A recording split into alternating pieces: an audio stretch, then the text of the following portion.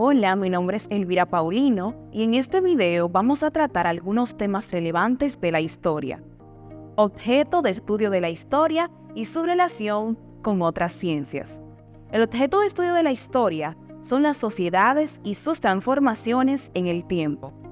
La finalidad de la historia es la interpretación de la totalidad de los hechos sucedidos en la humanidad en el pasado. El campo de estudio de la historia se basa principalmente en el análisis del pasado de la humanidad y lo estudia a través de diferentes técnicas investigativas que abarquen el contexto social, político, económico y psicológico del hombre en la historia. La historia se apoya en otras ciencias que facilitan la obtención de información, como la antropología social, que proporciona información y conceptualización sobre las expresiones culturales en distintas sociedades y etnias.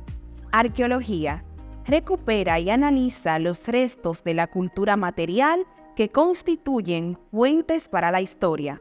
Demografía proporciona datos estadísticos que permiten comparar el crecimiento demográfico, entre otros. La economía proporciona información sobre la producción, distribución y consumo de bienes y servicios que permiten analizar el desarrollo de las sociedades. La geografía describe las características del ambiente natural donde se desarrollan los grupos humanos. Lingüística proporciona sus conceptos y métodos para conocer los medios de comunicación y establece distinción entre grupos étnicos. La política proporciona información sobre las actividades humanas relacionadas con el gobierno y los estados o nación. Psicología social proporciona importantes conclusiones sobre el comportamiento humano en sociedad. Sociología proporciona información sobre la estructura y funcionamiento de las sociedades contemporáneas. La periodización histórica es una herramienta que utilizan los historiadores para ordenar el tiempo histórico. No existe una periodización absoluta, ya que no se corresponde con el pasado tal cual fue, sino con el análisis y la interpretación que los historiadores hacen del pasado. Para cada sociedad o suceso histórico se utilizan diferentes periodizaciones.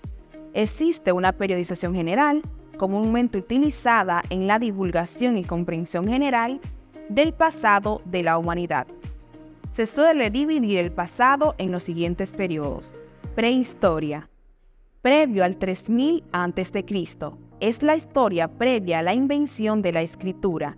Esta comprende la edad de piedra, el paleolítico, mesolítico y neolítico, y la edad de los metales de cobre y la edad de hierro. La edad antigua, también el 3000 a.C., comprende las primeras etapas de la civilización de la humanidad, la antigüedad clásica y la tardía. La Edad Media es la historia de las épocas en que el Occidente sustituyó su herencia cultural clásica por la teocéntrica, cristiana o islámica, y que duró hasta el advenimiento de la Edad Moderna. Y la Edad Moderna es la historia del fin del medievo y oscurantismo, que este periodo se caracteriza por el renacimiento de las culturas europeas occidentales y su expansión por el mundo. La Edad Contemporánea, desde el 1789 después de Cristo, es la historia de los eventos más recientes de los últimos siglos, en que el hombre construyó una sociedad mundial y se embarcó a la revolución de la tecnología e industrial. Fuentes directas e indirectas para el estudio de la historia. Fuente de información directa o primaria. Son contemporáneas al hecho histórico estudiado. Por ejemplo, para estudiar el Paleolítico pueden estudiarse los restos fósiles de quienes vivieron en esa época, así como los vestigios materiales de su actividad cultural, las puntas de flechas, los restos de herramientas o las pinturas rupestres.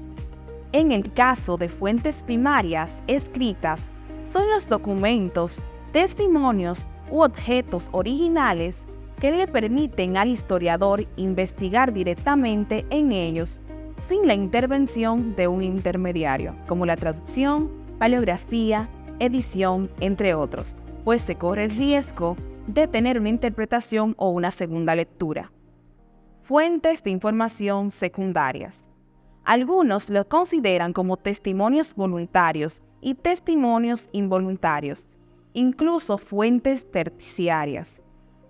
Son los resultados concretos de la utilización de las fuentes primarias y presentadas en libros, ensayos, biografías, entre otros, o bien en un formato auditivo, como grabaciones de conferencias, videoclips, por citar algunos.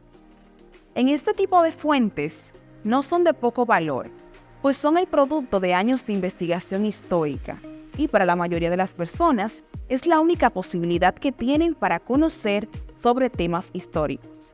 Los modos de producción.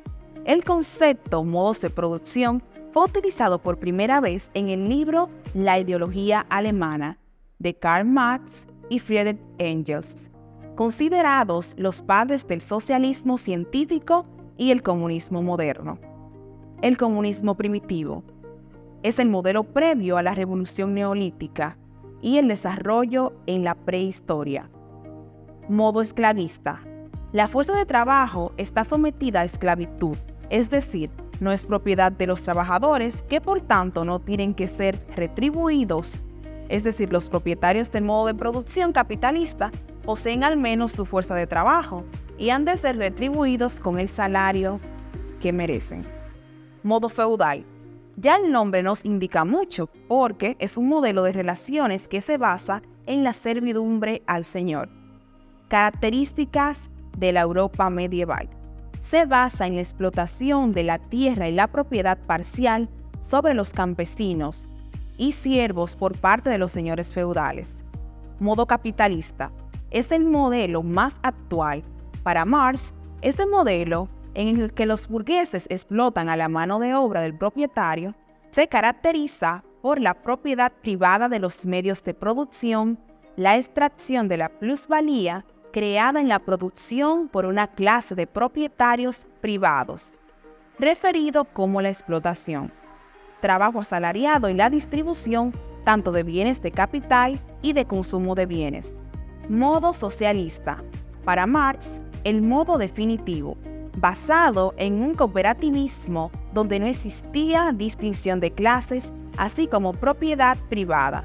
El socialismo es un sistema de producción postmercantil, lo que significa que la producción se orienta al valor de uso, para satisfacer directamente las necesidades humanas o las demandas económicas, en lugar de producir exclusivamente para generar un beneficio para maximizar el valor del cambio. El Paleolítico y el Neolítico. Características generales de cada uno. Paleolítico, que significa piedra antigua, se temporaliza desde el 1500 hasta los 8000 a.C. Características. La piedra al comienzo de la época se usó en su estado natural. Posteriormente la tallaban en fabricación de los primeros utensilios. Conocieron y aprendieron a utilizar el fuego. Viven de la caza, la pesca y recolección de frutos. Viven en cuevas, se organizan en hordas, grupos con lazos familiares. Al final de esta época realizan las primeras manifestaciones artísticas. Neolítico, piedra nueva. Se temporaliza desde los 8000 hasta los 4000 a.C. Características. Los utensilios eran de piedra tallada. Se descubrió la ganadería y la agricultura. Aparecen los primeros pobladores estables. Se confeccionan las primeras piezas de cerámica. Muchas gracias. Es cuanto.